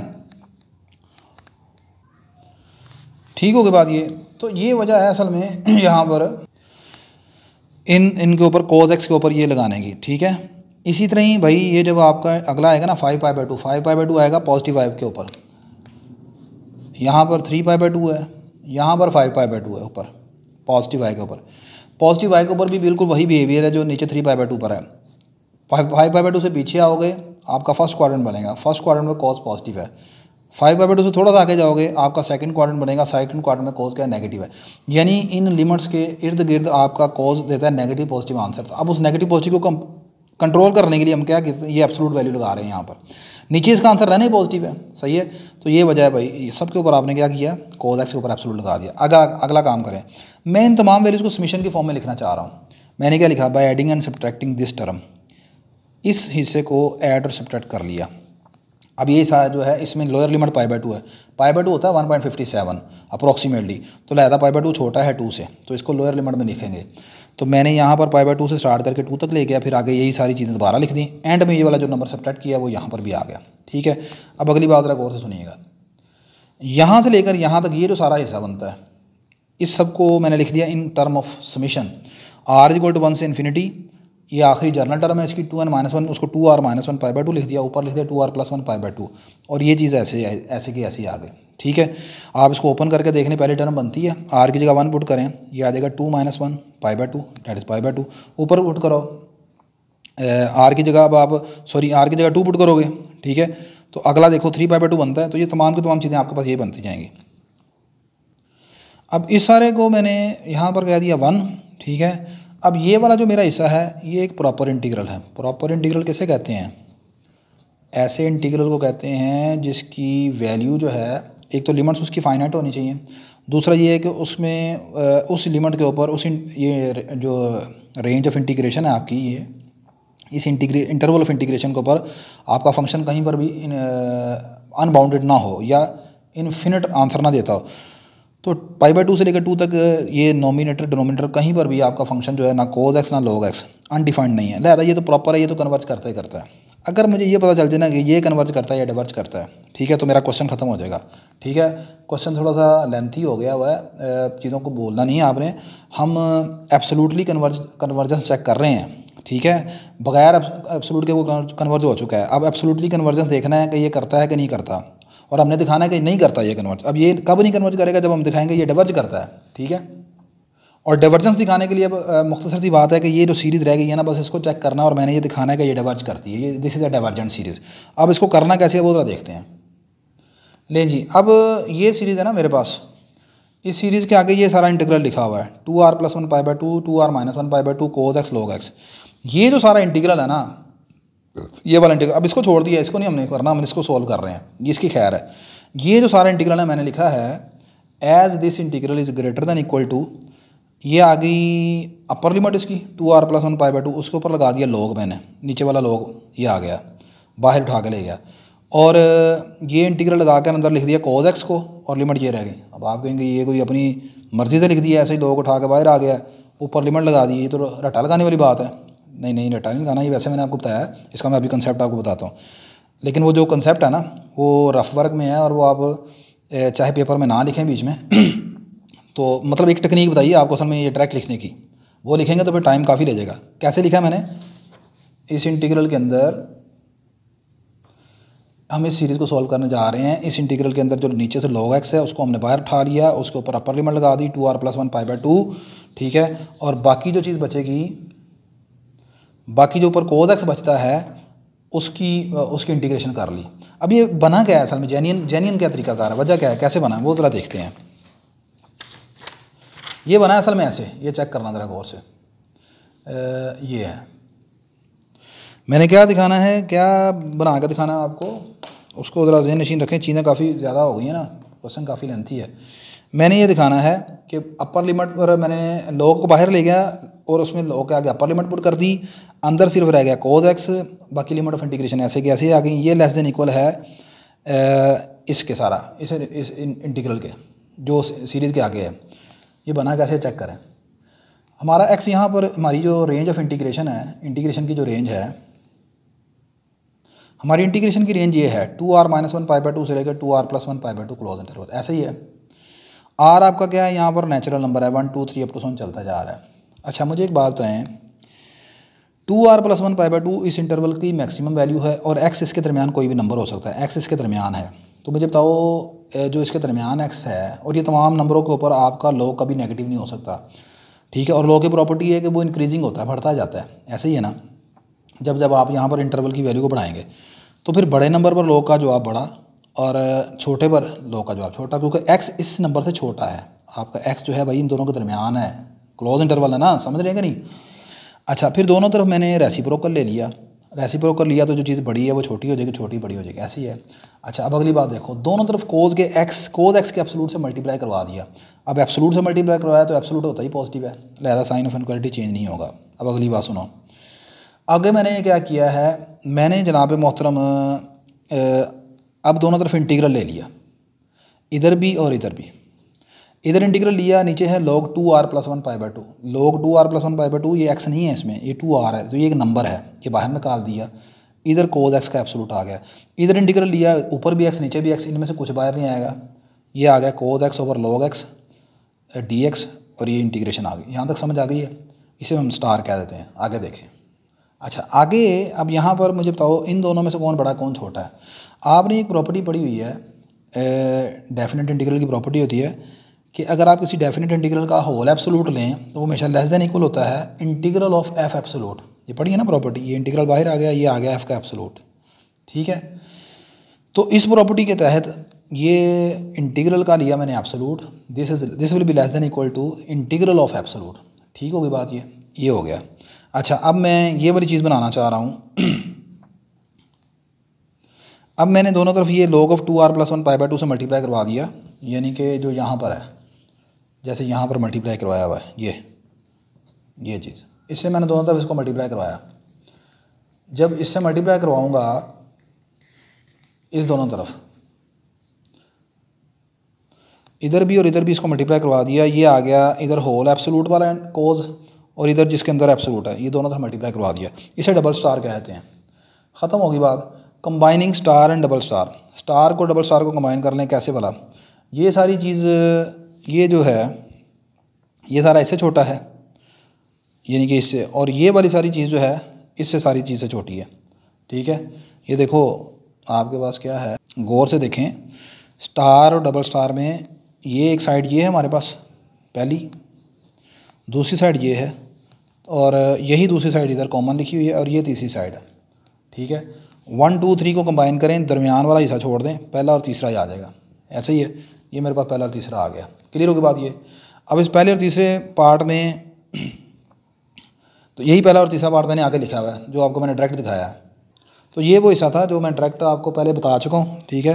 अब आप उसको याद रख सकते हो कि यहाँ से वैसे करेंगे ना, देखें कितना लेंथी हो गया। नीचे वाला log समझो बाहर आ गया, ऊपर इसके ऊपर मैंने लिमिट लगा दी है, और क्या किया, एब्सोल्यूट लेकर ये cos x का अंदर सिर्फ cos x रह गया और एब्सोल्यूट बाहर निकाल दिया। लो जी, अब इस हिस्से को सोल्व कर रहा हूँ मैं, इधर वाले को सारे को, ठीक है। इसको सोल्व करना है तो कैसे सोल्व होगा, ये सारी चीज़ वैसे की वैसे नीचे आ गई। कोस की इंटीग्रेशन होगी, साइन अपर लिमिट पुट कर दी 2r+1 minus lower limit put कर दी 2r-1 पाई/2। अच्छा, अब ये जो साइन है 2r+1 पाई/2 है, साइन 2r-1 पाई/2 है, इसका आंसर आएगा या तो -1 या +1। ठीक है, 2 या तो -2 आएगा या +2 आएगा। कैसे बोला, आर की जगह मैं कहता हूँ आप पुट करो 1, आर नेचुरल नंबर है, आर की जगह 1 पुट करोगे तो आंसर कितना आएगा, यहाँ पर 1 पुट करो ना तो ये साइन 3 पाई/2 हो जाएगा। पहला हिस्सा बन जाएगा साइन 3 पाई/2 माइनस यहाँ पर आर की जगह 1 पुट करोगे ये बनेगा साइन पाई/2। अच्छा, साइन 3 पाई/2 कितना होता है -1 और साइन पाई/2 1 होता है, ये आंसर कितना आया -2 इस मरतबा। अब मैं कहता हूँ आर की जगह 2 पुट करो, आर की जगह 2 पुट करोगे ये बनेगा साइन 5 पाई/2 और यहाँ पर आर की जगह 2 पुट करोगे तो ये बनेगा साइन 3 पाई/2। साइन 5 पाई/2 होता है 1, कैलकुलेटर आपके पास मौजूद है, साइन 450 निकाल के देख लें, और साइन 270 -1 होता है, आंसर कितना आ गया +2। तो इसके सभी के आंसर या तो -1 है, -2 है या +2 है। तो फिर उसको ऐसे लिख सकते हैं 2 × -1 की पावर r, और r क्या है आपका एक रियल नेचुरल नंबर है। r1 पुट करोगे आंसर -2 आ जाएगा, r2 पुट करोगे आंसर क्या आएगा r1 पुट करोगे आंसर -2 और r2 पुट करोगे आंसर +2। तो इन सब के आंसर क्या हो जाएंगे, या -2 या +2। तो उसको ऐसे लिख लिया हमने, ठीक होगी। अब ऊपर है एब्सोल्यूट लगा हुआ, ये देखें ये एब्सोल्यूट है। एब्सोल्यूट लगाने की वजह से -1 की पावर r का जो एब्सोल्यूट है, -1 की पावर r का एब्सोल्यूट प्लस -1 के बराबर है, और इसका -1 की पावर r जो है इसका आंसर है -1 + 1। एब्सोल्यूट लगाए होने की वजह से आंसर क्या आ जाएगा +1। तो ये वाली टर्म खत्म हो जाएगी, सिर्फ 2 रह जाएगा। ये रहेगा 2 और नीचे सब वैसे के वैसे आ गया। Taking summation on both side, अब ये समीशन दोनों तरफ ले लिया। अब ये समीशन कहाँ से आया वाला, ये जो जहाँ से हम चले नहीं थे, ये आपकी जो थी क्वेश्चन नंबर 1, इसमें इसके बाहर क्या था, समीशन था। क्योंकि मैंने बताया था ये तो इम्प्रॉपर है, ये तो प्रॉपर है, इसको तो मसला कोई नहीं, ये सीरीज चेक करनी है। इसके ऊपर समीशन ले लिया मैंने। जब इसके ऊपर समीशन लूँगा इधर भी, ये इसके ऊपर इधर समीशन लिया, ये चीज़ है इससे ग्रेटर देन इक्वल, लिहाजा दोनों तरफ समीशन अप्लाई कर दिया, ये इससे ग्रेटर देन इक्वल आ गया। अब ये वाली जो सीरीज़ है ना, ये जो बनी है, this is the series of real numbers, ये रियल नंबर की सीरीज़ है। इसका क्या चक्कर है, पुट इन 1, इसको 1 में पुट कर देते हैं। 1 कौन है, ये है 1, मतलब इसका आंसर जो है वो आ गया ग्रेटर देन इक्वल टू इससे। इसकी जगह उठा के इसको पुट करने लगा हूँ, यहाँ पर आएगा, इधर आएगा ग्रेटर देन इक्वल का साइन, आगे ये सारा प्रॉपर इंटीग्रल आएगा, और इसके इस तरफ कौन है, इसके इस तरफ ये चल रहा है सारा, ठीक है। तो ये सारा आ गया आपका जो इम्प्रॉपर इंटीग्रल था with absolute greater than equal आ गया, साइन नया ये चीज़ आ गई आगे। वैसे अब मैंने लिखा एज x = 2 से इन्फिनिटी 1/log x। भाई ये सीरीज़ इस तरह की है ना, log x टाइप की, नीचे log ही है ना, तो x कुछ भी रियल नंबर आपका नंबर हो सकता है। ये जो होती है ना series in general log x, ये आप जानते हैं डाइवर्जेंट सीरीज़ है। एंड दी इंटीग्रल, ये डाइवर्जेंट है तो लिहाजा फिर ये सारी सीरीज़ डाइवर्जेंट हो गई आपकी, ठीक है। तो सीधा नहीं तो लिख दें कि this is the divergent series, लेकिन ये लिखना ज़्यादा बेहतर, ये डाइवर्जेंट सीरीज़ है, ये डाइवर्जेंट है तो लिहाजा ये तो एंड द इंटीग्रल, जबकि ये वाला जो इंटीग्रल है ये तो मैं शुरू से बताता आ रहा हूँ ये प्रॉपर है, इसका कोई ना कोई डेफिनेट आंसर आएगा। ये डेफिनेट है लेकिन ये डाइवर्जन कर रही है, डाइवर्जेंट है तो लिहाजा फाइनल सारा आंसर क्या होगा, divergent. So the given integral with absolute ये डाइवर्जेंट है, hence this integral converges conditionally, ठीक है। तो काफ़ी लेंथी क्वेश्चन है, लेकिन क्वेश्चन जो कि इंपॉर्टेंट है इसलिए, तो उम्मीद करता हूँ आपको समझ आया होगा। ले जी बेटा, नेक्स्ट आपका question number 5th long question. Test the uniform convergence of sequence of functions f(n)x where f(n)x nth term दी हुई है सीक्वेंस की n(x/1 + n²x²), और आपका x जो है वो रियल नंबर है। आपने चेक करना है कि ये जो सीक्वेंस ऑफ फंक्शन है ये यूनिफॉर्म कन्वर्ज करता है, डिवर्ज करता है। ये क्वेश्चन मैं ऑलरेडी अपने प्रीवियस लेक्चर्स में डिस्कस कर चुका हूँ। सोल्यूशन के लिए आपने लेक्चर नंबर 2 ओपन करना है, चैप्टर नंबर 4 है uniform and point wise convergence का। काफ़ी लेंथी लेक्चर है ये, मेरा 1 घंटा 21 मिनट 23 सेकंड का लेक्चर है ये जो लेक्चर नंबर 2 है। आपने देखना है जब 37 मिनट गुजर चुके होंगे तो 37 मिनट पर जाकर आपको ये क्वेश्चन जो है मिल जाएगा, ठीक है जी। Next question number 6, interesting question है। Let f be a real valued function है, defined over the close interval है। अगर एफ डैश एग्जिस्ट करे और बाउंडेड हो इस क्लोज इंटरवल पर, देन एफ जो है फंक्शन ऑफ बाउंडेड वेरिएशन होगा। बड़ा ही अच्छा क्वेश्चन बनाया है। फ़र्ज़ करें कि कभी आपसे कहता है यार मुझे कोई ऐसी एग्जांपल बताएं, जो किसी ऐसे फंक्शन की एग्जांपल बताएं जो बाउंडेड फंक्शन की एग्जांपल हो, तो उसका आसान तरीकाकार क्या है, आप एक ऐसा फंक्शन तलाश करें जिसका डेरिवेटिव एग्जिस्ट करता हो और वो उस क्लोज इंटरवल के ऊपर बाउंडेड हो, ठीक है। तो वो जो ओरिजिनल फंक्शन है ना, वो याद रखें आपका फंक्शन ऑफ बाउंडेड वेरिएशन होगा। मिसाल के तौर पर ये आपको एक मैं टेक्निक बता रहा हूँ। कभी आप खुद कल टीचर बनते हैं, आपसे कहता है G function of bounded variation की एग्जांपल दे दें। एक फंक्शन उठा लें, F of X is equal to मिसाल के तौर पर कोस एक्स है और एक्स बिलोंग कर रहा है, फ़र्ज़ कर लें 0 से पाई के ऊपर। आप फंक्शन का डेरिवेटिव ले लेते हैं, आंसर निकलता है माइनस साइन एक्स। आप यहाँ पर देख लें कि आपका जो फंक्शन है एफ डैश एक्स ये बाउंडेड फंक्शन है, ठीक है। साइन एक्स के जितने भी आंसर निकलेंगे 0 से पाई के दरमियान, ये आंसर कभी भी 1 से नहीं बढ़ सकता, ठीक है। लिहाजा ये फंक्शन आपका फंक्शन का डेरिवेटिव बाउंडेड है। ये जो ओरिजिनल फंक्शन है ये फंक्शन ऑफ बाउंडेड वेरिएशन हो गया इस क्लोज इंटरवल पर। कैसी टेक्निक बता दी है उसने आपको। तो आपका एफ एक रियल वैल्यूड फंक्शन हो जो क्लोज इंटरवल ए बी के ऊपर डिफाइंड हो, आपका अगर एफ डैश एग्जिस्ट करता हो, बाउंडेड हो, देन याद रखें F function of bounded variation होगा। अगली बात कहता है but it converse may not be true, लेकिन इस रिजल्ट का कन्वर्स ट्रू नहीं है, ठीक है। कन्वर्स ट्रू नहीं है मतलब क्या है कि ये ज़रूरी नहीं है। चलिए वो कन्वर्स हम बाद में देखते हैं, पहले हम इतनी बात को प्रूफ करते हैं। मैंने लिखा let P be any partition of the interval, ये चंद एक सपोजिशन हमने की है। पी पार्टीशन आ गई, डेल्टा एफ के जो है वो आ गया एफ एक्स के माइनस एफ के minus 1 can be written as. इस डेल्टा एफ एक्स को जो कि इसको मैं ऐसे लिख सकता हूँ, देखें ज़रा, मैंने डेल्टा एफ के में इस नंबर से एक्स के माइनस एक्स माइनस 1 से इसे डिवाइड कर दिया और इसी टर्म से मल्टीप्लाई कर दिया by using mean value theorem. Mean value theorem आप जानते हैं क्या होता है। आपको एक रियल नंबर मिलेगा जो मैं अभी पहले भी प्रूफ करवा चुका हूँ, पीछे भी एक रियल नंबर सी मिलेगा आपको ए और बी के दरमियान, सच डैट कि ये जो सारा फैक्टर है एफ एक्स के माइनस एफ एक्स के माइनस 1 वही नंबर नीचे किसके बराबर होंगे एफ डैश सी के। मीन वैल्यू थ्योरम यही होता है ना, इधर होती है फंक्शन की एवरेज वैल्यू, इधर होती है फंक्शन का डेरिवेटिव एट सी के ऊपर।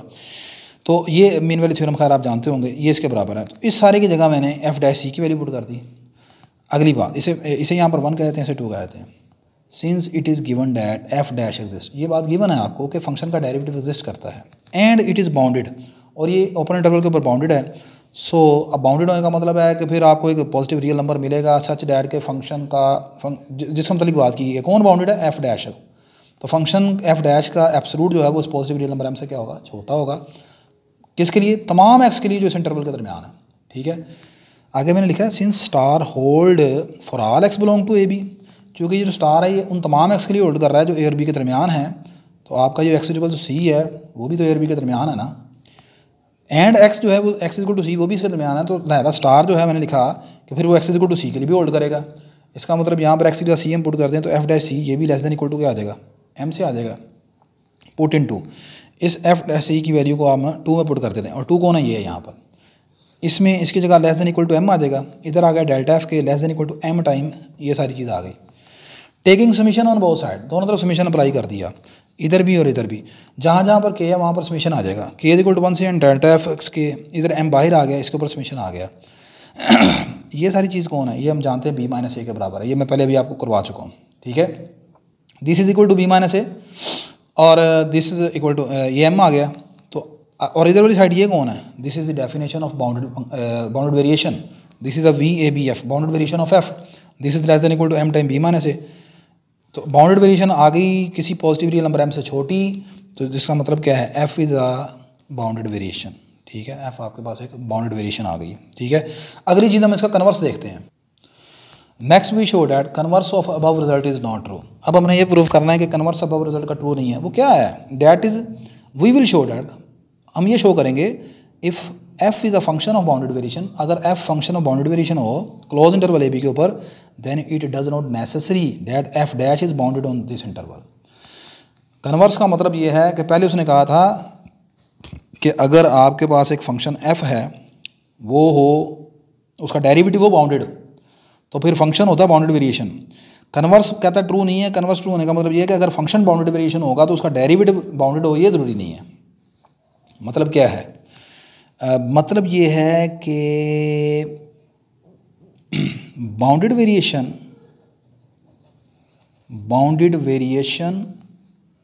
ये रिजल्ट है जी जो मैंने यहाँ नीचे लिख दिया है।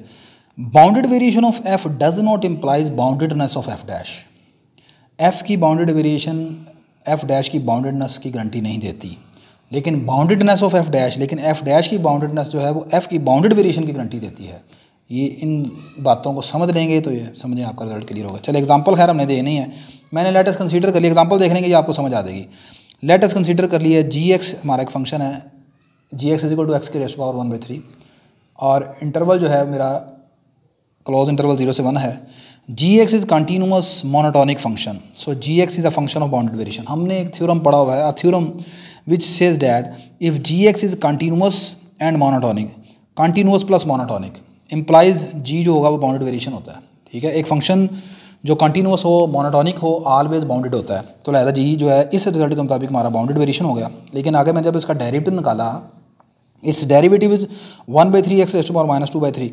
This derivative approaches to infinity as x approaches to 0। ठीक है, तो आपका डेरिवेटिव जो है वो इन्फिनिट बन गया। G dash x is not bounded over the close interval, over the open interval 0 to 1, hence prove the result. ठीक है, तो आपने देखा जी एक्स जो है वो बाउंडेड वेरिएशन था, बाउंडेड वेरिएशन फंक्शन था, लेकिन उसका डेरिवेटिव जो है बाउंडेड नहीं हुआ। ठीक है, तो बड़ा इंटरेस्टिंग क्वेश्चन है, आई होप कि आपको समझ आया होगा। नेक्स्ट देखते हैं, next and the last question, question number 7।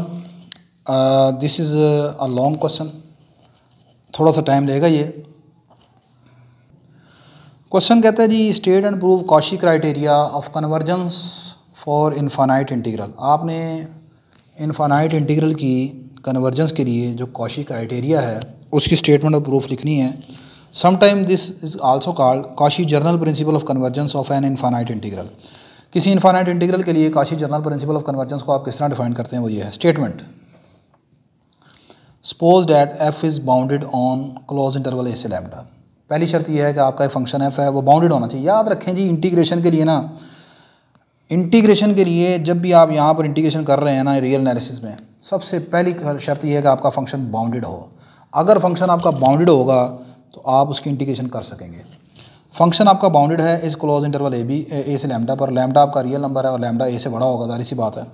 Then integral, ये जो इंटीग्रल है जिसकी अपर लिमिट इन्फिनिटी है, ये कन्वर्ज करेगी या एग्जिस्ट करेगी, यहाँ पर लफ्ज़ एग्जिस्ट का भी देख सकते हैं। If and only if for a real number epsilon, एक रियल नंबर एप्सिलॉन आपको मिलेगा for a real number epsilon, इस रियल नंबर एप्सिलॉन के लिए there exist a real number K, आपको एक रियल नंबर के मिलेगा जो कि इस लोअर लिमिट से बड़ा होना चाहिए। हाउएवर लार्ज, ये के जितना मर्जी भी चाहे बड़ा हो जाए, सच दैट कि आपका ये जो प्रॉपर इंटीग्रल है ना, देखो हमने कन्वर्जेंस चेक करनी है, इधर है आपका इन्फिनिट इंटीग्रल और इधर है ये फाइनाइट इंटीग्रल। ठीक है, आपका ये जो फाइनाइट इंटीग्रल है लैम्डा डैश से लैम्डा डबल डैश, अगर ये लेस देन एप्सिलॉन होगा ये इंटीग्रल कन्वर्ज करेगा, अगर ये लेस देन एप्सिलॉन होगा, और अगर ये इंटीग्रल लेस देन एप्सिलॉन है तो फिर ये इंटीग्रल कन्वर्ज करेगा। जबकि लैम्डा डबल डैश और लैम्डा डैश जो है, lambda double dash upper limit बड़ी है लोअर से और ये दोनों के से बड़े हैं। मैं इसको आसान अल्फाज में ऐसे समझाता हूँ, मिसाल के तौर पर फ़र्ज़ कर लें मेरे पास है जी एक इंटीग्रल लाइक एज 10 से लेकर इन्फिनिटी, और नीचे मैंने लिख दिया लाइक मिसाल के तौर पर आपके पास लिख दिया मैंने E raise to power X, E raise to power minus X into D X. मैं चेक करना चाहता हूँ इसकी कन्वर्जेंस और डाइवर्जेंस को। Cauchy general principle of convergence ये कहता है कि आपका ये जो इंटीग्रल है ये कन्वर्ज करेगा अगर आपको यहाँ से दो ये lambda dash lambda double dash दो ये लिमिट्स हैं, मतलब ये प्रॉपर इंटीग्रल बन जाता ना, ये तो इनफाइनाइट इंटीग्रल है ना, ई की power minus X into D x, इसका जो आंसर है वो किसी एप्सिलॉन से छोटा आना चाहिए। ठीक है, जबकि आपके ये जो दोनों लैम्डा डबल डैश और लैम्डा डैश जो हैं, आप कोई भी के ले लें, उठा लें यहाँ से, जो ए से 10 से बड़ा है, यहाँ पर ए जो है वो 10 है, 10 से बड़ा जितना मर्जी के ले लें। कहते हैं जी, आप कहते हैं जी मैं के रख लेता हूँ 10 की पावर 1000, ठीक है रख लें। आपके इधर ये जो लिमिट्स हैं ना, ये इन नंबरों से क्या है, बड़ी हैं। भाई ये जितना मर्जी बड़ा नंबर हो, है तो नंबर ही है ना, ठीक है। तो नीचे भी एक फाइनाइट नंबर, ऊपर भी एक फाइनाइट नंबर, ठीक है। तो ये कौन सा होगा, ये फाइनाइट इंटीग्रल होगा। इस फाइनाइट इंटीग्रल का अगर आंसर एप्सिलॉन से छोटा है, ठीक है, तो तब ये इंटीग्रल कन्वर्ज करेगा। और अगर ये इंटीग्रल कन्वर्ज करता है, ठीक है, अगर ये एप्सिलॉन से छोटा तो फिर ये कन्वर्ज करेगा। If and only if condition है। अब प्रूफ देखते हैं। सपोज डैट ये जो इनफाइनाइट इंटीग्रल है ये एग्जिस्ट करता है यानी कन्वर्ज करता है। Then by definition of limit for every real number epsilon there exist are real number के सच डैट। अच्छा भाई, ये इनफाइनाइट इंटीग्रल है, ये एग्जिस्ट करता है, ये कन्वर्ज करता है। ये कब एग्जिस्ट करता है, ये कन्वर्ज करता है? आप जानते हैं प्रॉपर इंटीग्रल जो है, आपने पढ़ा है, हमने ये पढ़ा है कि जी आपके पास एक प्रॉपर इंटीग्रल हो, मिसाल के तौर पर लिखा है ए से infinity f of x d of x, ये कब कन्वर्ज करेगा? This will be converges if ये जो लिमिट है, limit t process to infinity, a से t f of x into d of x exist, ऐसे ही है ना, यही हम कहते हैं ना कि ये कब एग्जिस्ट करेगा, ये कब कन्वर्ज करेगा, अगर ये लिमिट एग्जिस्ट करती है। अब अगली बात, इसका मतलब ये जो इंटीग्रल है ये आ गया इन फॉर्म ऑफ लिमिट। अब किसी फंक्शन की लिमिट कब एग्जिस्ट करती है वो भी देख लें ज़रा। हम ये भी पढ़ के आए हैं, R real number l is called limit of the function f of x as x approaches to infinity if for every positive real number epsilon there exist a positive real number lambda which depending on epsilon such that कि f of x minus l का जो absolute है ये less than epsilon हो जब आपका x जो है वो लैम्डा से बड़ा है।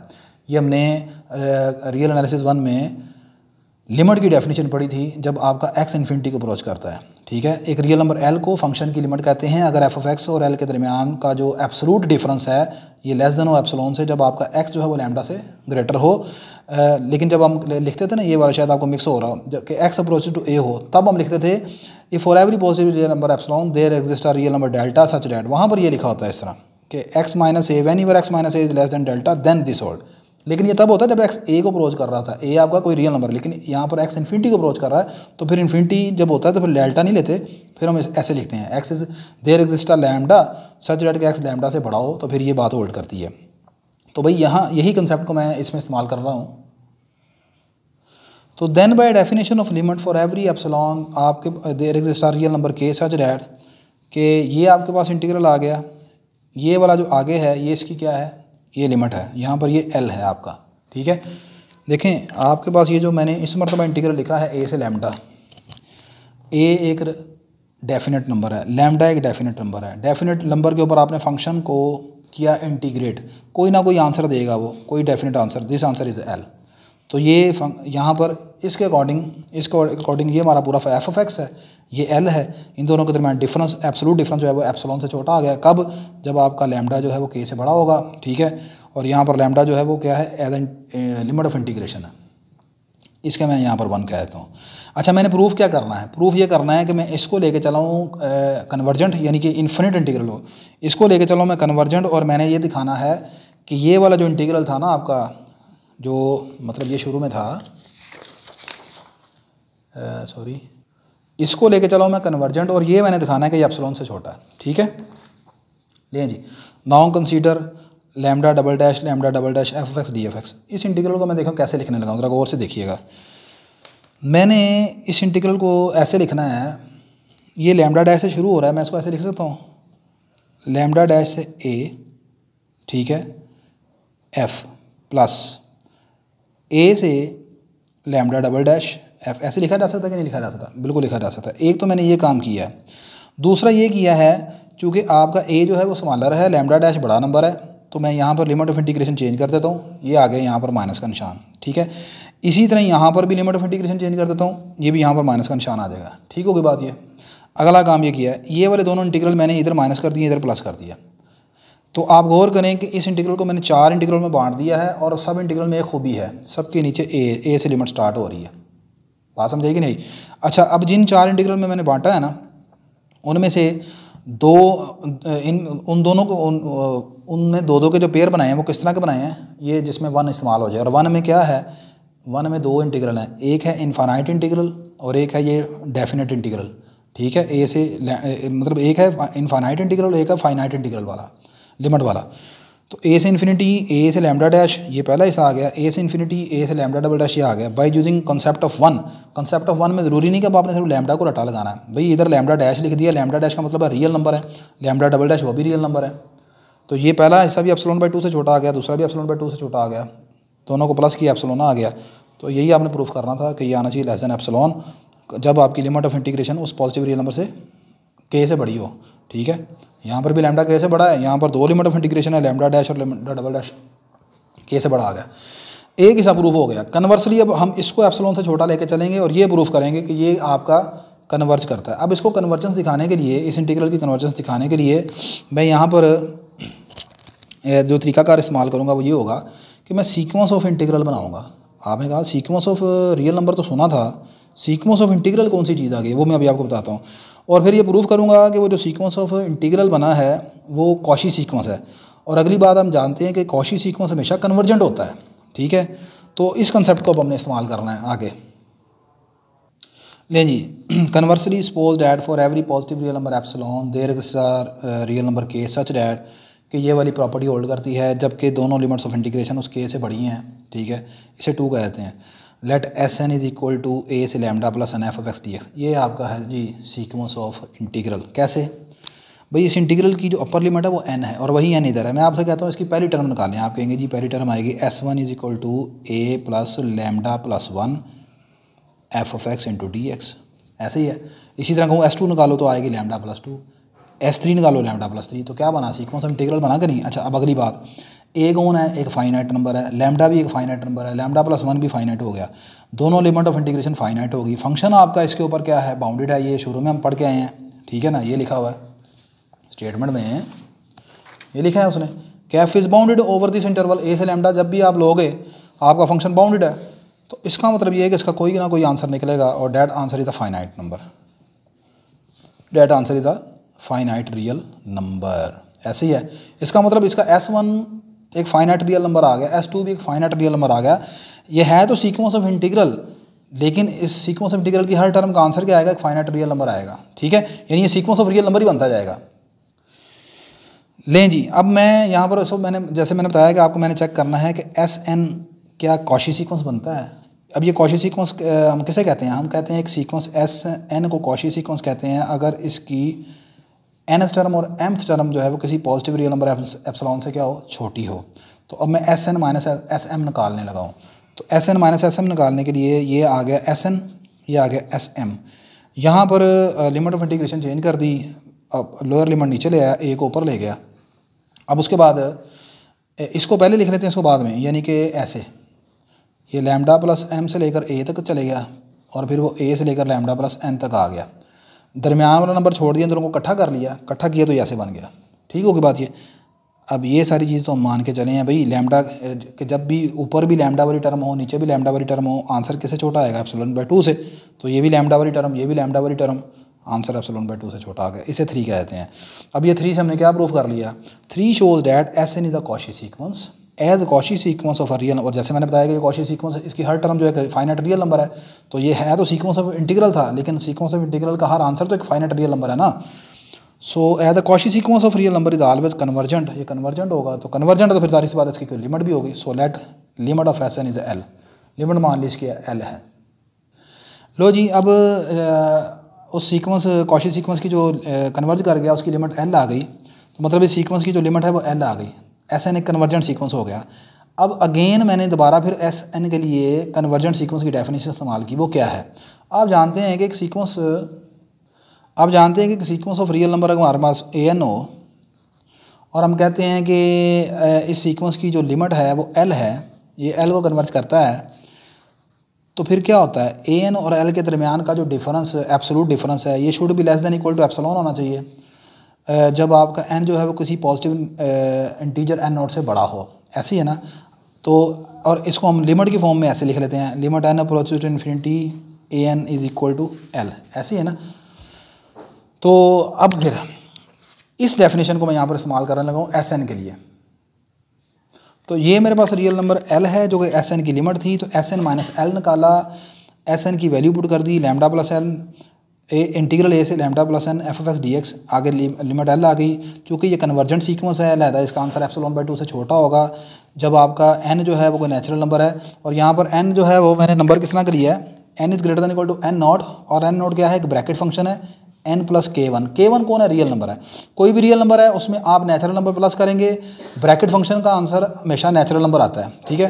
तो ये आपके पास इस तरह इसको याद रखना है आपने, ठीक है। अच्छा, अब अगली बात, इसको मैं यहाँ पर 4 कहता हूँ। अगली बात ये है, यहाँ पर ये एक इंटीग्रल मैंने दोबारा कैलकुलेट किया a से लैम्डा।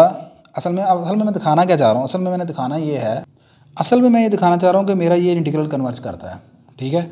जब मैं इसको मान के चला हूँ कि ये एप्सिलॉन से छोटा है, ऐसे ही है, इसे मैं कन्वर्ज दिखाना चाह रहा हूँ। अब ये कब कन्वर्जेंट होगा, इसको मैं ऐसे लिख सकता हूँ जैसे मैंने यहाँ पर लिखा, आपको बताया कि अगर एक सीक्वेंस को इस तरह एप्सिलॉन की डेफिनेशन में लिखा हो, तो अगर लिमिट की डेफिनेशन में लिखें तो इसको ऐसे लिख सकते हैं, ऐसे ही है ना।